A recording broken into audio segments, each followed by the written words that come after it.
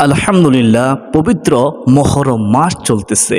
সুপ্রদিনী ভাই বোনেরা, এই মহরম মাসেই রয়েছে আশুরা, যে রোজা রাখলে বিগত এক বছরের গুনাহ মাফ হয়ে যায়। নবীজি বলেছেন, রোজা রেখে রিজিক চাইলে আল্লাহ রিজিক দিবেন, ক্ষমা চাইলে ক্ষমা করবেন, আপনার সমস্ত হাজত পূরণ করবেন।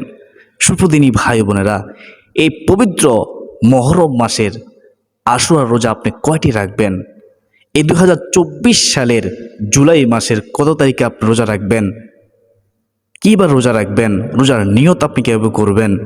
রোজার আদব আপনি কীভাবে রক্ষা করবেন? কোন ভুলগুলো করা যাবে না, যে ভুলগুলো করলে আপনার রোজা আল্লাহ তাআলা কবুল করবে না, আমরা অনেকেই জানি না। সময় তো তিনি ভাই বোনেরা, আমি গুনাহগার সংক্ষেপে বোঝানোর চেষ্টা করব ইনশাআল্লাহ আজ্জা ওয়াজাল্লাহ। যদি আপনারা জানতে চান, শিখতে চান, তাহলে আজকের গুরুত্বপূর্ণ আলোচনাটি শুরু থেকে শেষ পর্যন্ত শুনতে হবে। আল্লাহ তাআলা আপনাদেরকে মনোযোগ সহকারে শোনার তৌফিক দান করুন। সকলে বলে আল্লাহুম্মা আমিন। সুপ্রদিনী ভাই ও বোনেরা, প্রথমত শুনুন এই মহরম মাস সম্পর্কে কিতাবে কি রয়েছে। নবীজি এই মহরম মাস সম্পর্কে আমাদেরকে কি সুসংবাদ দিয়েছে। পৃথিবীর সৃষ্টি ইতিহাস থেকে শুরু করে হযরত আদম আলাইহিসসালাম, হযরত ইব্রাহিম আলাইহিসসালাম ও হযরত মূসা আলাইহিসসালাম সহ বহু নবী রাসূলগণের স্মৃতি বিজড়িত দিন পবিত্র আশুরা, মহরমের 10 তারিখ। ইসলামের ইতিহাসে কারবালার মতো হৃদয় বিদারক ঘটনাও ঘটেছে এই পবিত্র আশুরার দিনে। তাই মুসলিম জাতিসহ অন্য আহলে কিতাবদের কাছেও এই দিন, এই আশুরার দিনটি বিশেষ মর্যাদা রাখে। সবাই অনেক গুরুত্ব দেয়। জাহিলি যুগের কুরাইশরাও এই আশুরার দিনকে সম্মান করত, ইজ্জত করত, গুরুত্ব দিত। সুবহানাল্লাহ। এই দিনের সম্মানার্থে তারা রোজা রাখত। এই ব্যাপারে হযরত আয়েশা সিদ্দিকা রাদিয়াল্লাহু তাআলা আনহা বলেন, জাহিলি যুগে কুরাইশরা আশুরার দিন সাওয়াম পালন করত, রোজা রাখত। মহানবী সাল্লাল্লাহু আলাইহি ওয়াসাল্লাম সেই সাওয়াম পালন করতেন। যখন তিনি মদিনায় হিজরত করলেন, তখনও তিনি সেই সাওয়াম পালন করতেন এবং অন্যদের পালনের নির্দেশ দিতেন, বলতেন তোমরাও সাওয়াম পালন করো, আশুরা রোজা আদায় করো। এরপর যখন রমজান সম্পর্কিত আয়াত অবতীর্ণ হলো, রমজানে সাওয়াম ফরজ হলো এবং আশুরার সাওয়াম বাদ গেল, এরপর যে চাইতো সে এ সাওয়াম পালন করত, আর যে চাইতো তা পালন করত না, বাধ্যবাধকতা ছিল না। বুখারী শরীফ হাদিস নম্বর হচ্ছে 4504 নম্বর হাদিস। আশুরা রোজার ফজিলত আমি গুনাহগার সংখ্যে বলতেছি, খেয়াল করুন। আশুরা রোজার ফজিলত, আশুরা রোজা মুমিনের জন্য অন্যতম গুরুত্বপূর্ণ একটি আমল। এই দিনের রোজাকে কোন কোন হাদিসে রমজানের রোজার পর সবচেয়ে বেশি ফজিলতপূর্ণ বলে আখ্যা দেওয়া হয়েছে, গুরুত্ব দেওয়া হয়েছে। সুবহানাল্লাহ।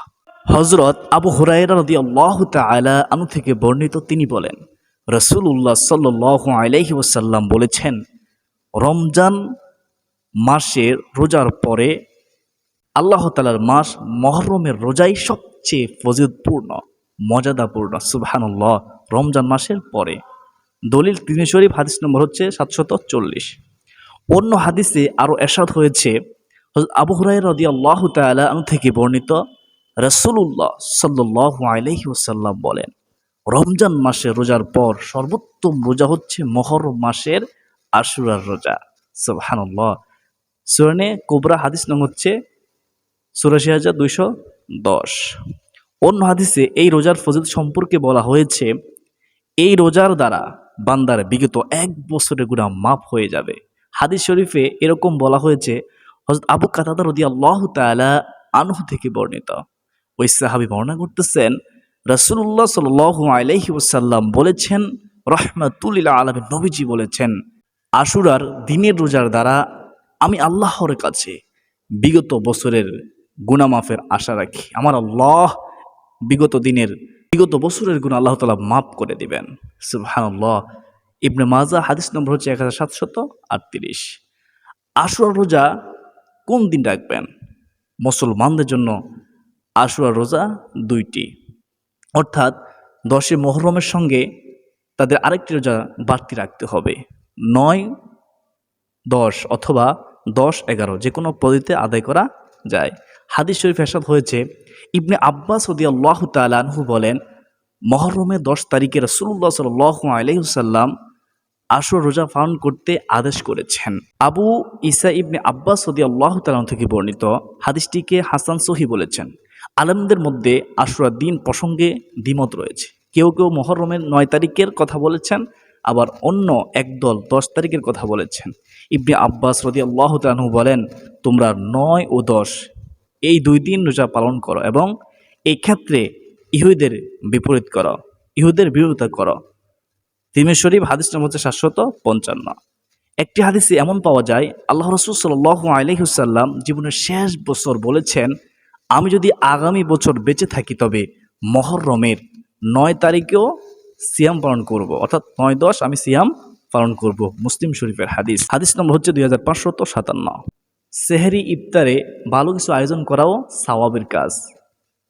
শুনুন, আশুরার দিন রোজা রাখা যেমন সওয়াবের, তেমনি সেহরি ইফতারে পরিবারের সদস্যদের জন্য ভালো খাবারের আয়োজন করাও সওয়াবের, নেকির কাজ। সুবহানাল্লাহ। হাদিসটি শুনলে বুঝতে পারবেন।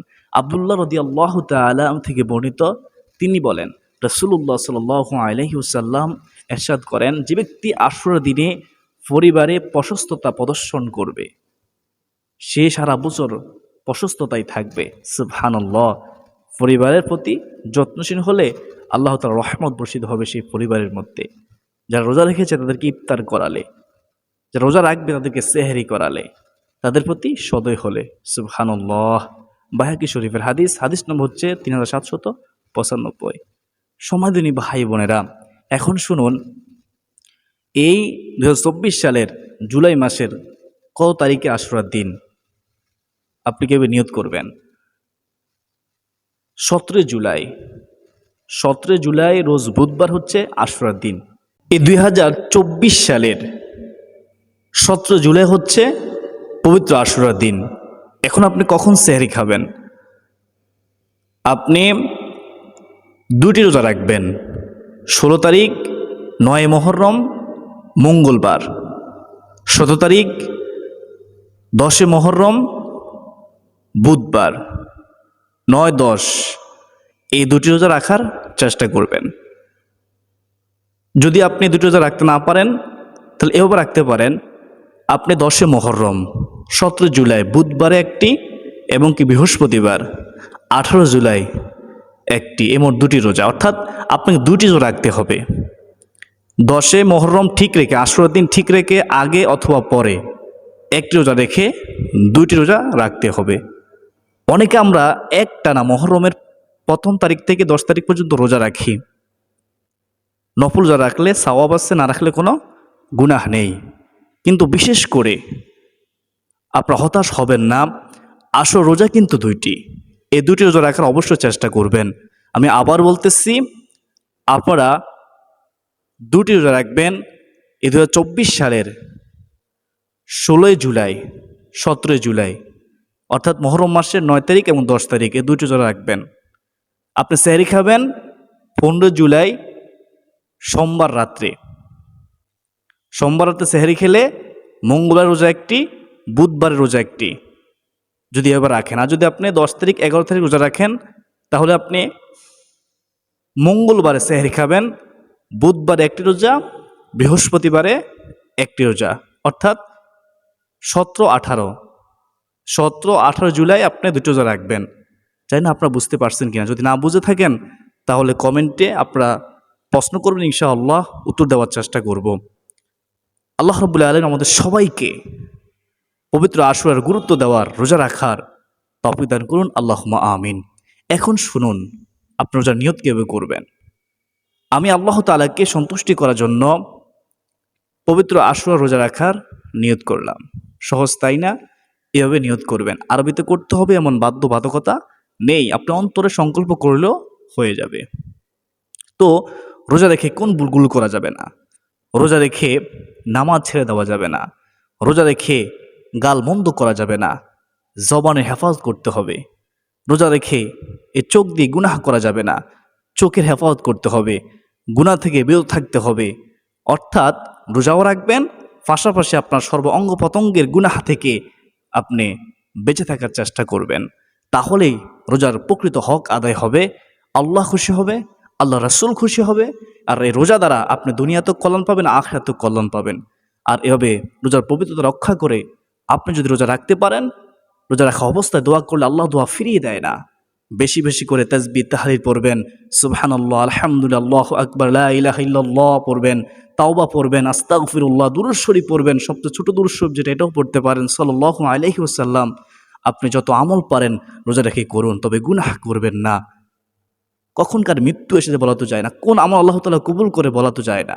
সময় দিনই ভাই বোনেরা, সঠিকভাবে রোজা রাখুন, আল্লাহ তাআলাকে খুশি করার জন্য রোজা রাখুন। আর বেশি বেশি করে পারলে নফল নামাজ পড়ুন।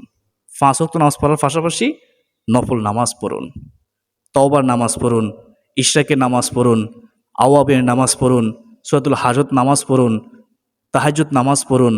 মুহররম মাস, সম্মানিত মাস, শাহরুল্লাহ, নবীজি বলেছেন এটা আল্লাহর মাস। আমাদের প্রত্যেকের উচিত এই পবিত্র মুহররম মাসের সম্মান দেওয়া। জিলকদ, জিলহজ, মুহররম, রজব, এই 4টি মাস প্রসিদ্ধ মাস। কোরআনের মধ্যে 4টি মাস সম্পর্কে বলা হয়েছে এটি হারাম মাস, সম্মানিত মাস। যুদ্ধ, বিগ্রহ, ঝগড়া, ফাসাদ এগুলো নিষিদ্ধ করা হয়েছে। গুনাহ থেকে বেঁচে থাকবেন, এই মাসে সম্মান করবেন, ইজ্জত করবেন। কারবালার প্রান্তরে হযরত হুসাইন রাদিয়াল্লাহু তাআলা আনহুকে শহীদ করেছেন, সহপরিবারকে মর্মান্তিকভাবে শহীদ করেছেন। তাদের জন্য দোয়া করবেন। আল্লাহ তাআলা আমাদের সবাইকে বুঝার, মানার, পবিত্র মুহররম মাসে বেশি বেশি আমল করার, নফল রোজা রাখা, নফল ইবাদত করার, জিকির আজকার করার, তওবা ইস্তিগফার পড়া, দুরূদ শরীফ পড়া তৌফিক দান করুন। সকলে বলি আল্লাহুম্মা আমিন। আজকের দিন পর্যন্ত সকলের সুস্বাস্থ্য কামনা করে বিদায় নিচ্ছি। ওমা আলাইনা ইল্লাল বালাগ। আসসালামু আলাইকুম ওয়া রাহমাতুল্লাহি ওয়া বারাকাতুহু।